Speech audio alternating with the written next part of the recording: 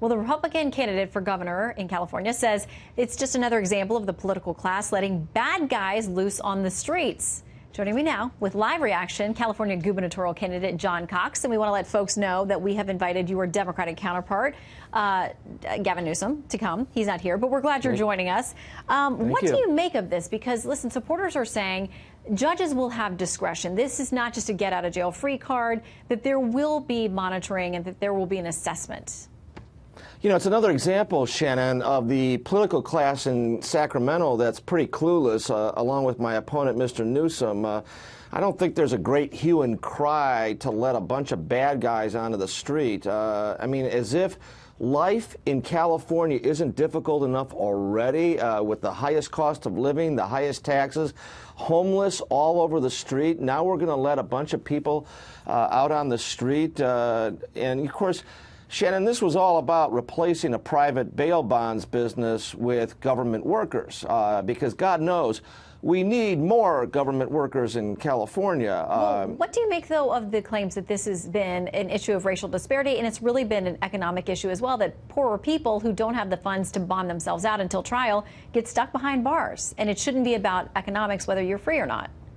Well, let's face it, there has not been an epidemic of wealthy people committing a whole bunch of crimes in the state. I mean, if people commit crimes, and they're a danger to the public, they shouldn't be out on the street. And the bond system is intended to make sure that if they do get out of jail and they are out on the street, that they'll be made to come back in, because their parents' house will be put up and other assets will be put up. And I think this is a red herring to make it seem like it's something that's going to cure a racial disparity or an income disparity. It's about government workers. Interesting that the ACLU was originally behind this idea when the finished bill was something that they could not support and said they think it's potentially going to lead to worse problems. Now let's talk about this issue of universal health care. A lot of folks on the left are talking about this now, and your opponent there in California is talking about it. And it's not just for California legal citizens and residents. He says it's also for illegal immigrants. Here's what he said on a podcast.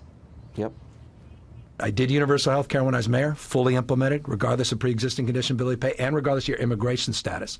San Francisco is the only universal health care plan for all undocumented residents in America. I'm very proud of that, and we proved it can be done without bankrupting the city.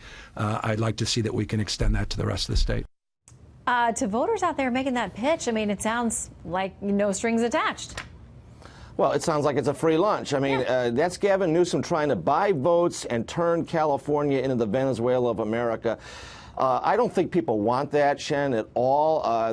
People in this state, the working Californians, the forgotten Californians, the people that Gavin Newsom walks over, they're having so much trouble making it in the state. The housing costs, the gasoline costs, and now they're being made to pay for illegal aliens' health care. People who cut in line. I just don't think that there's an overall hue and cry in this state for that. Gavin Newsom and the political class are just clueless about what life is like in this golden state. They have made it so expensive, and now they're going to open up the taxpayers' wallets to give free health care to people. It's not going to fly. Vermont, the liberal state of Vermont, the home of Bernie Sanders, rejected this as unaffordable, and I think the voters are going to reject this as well as Gavin Newsom. Well, there's so much else that we could talk about. Immigration, your critics say that you're not doing interviews on it, that you want to have it both ways and say, you're going to say that you are with the president, but you don't want to rile up California voters in there. We're out of time just about, but can you give us a sentence on where you are on immigration? Well, I'm a Jack Kemp Republican. I want more immigration to this state and to this country, but I want it to be legal. I don't want it to be people that are cutting in line. But we've got to get a solution to this. We've got to get E-Verify, a guest worker program. We've got to make it so that we have a solution to the DACA problem. The politicians like Gavin Newsom don't want to solve the problem. I'm a businessman, Shannon. I want to deliver results, and I want to solve the problem. Well, there are no easy answers, and I know that you think one of those potential solutions could be jail time for CEOs and companies that hire people illegally. So come back soon, and maybe your counterpart, Mr. Newsom, will come on as well. He's invited, and we'd love to continue talking to you. Thank you so much. Love it.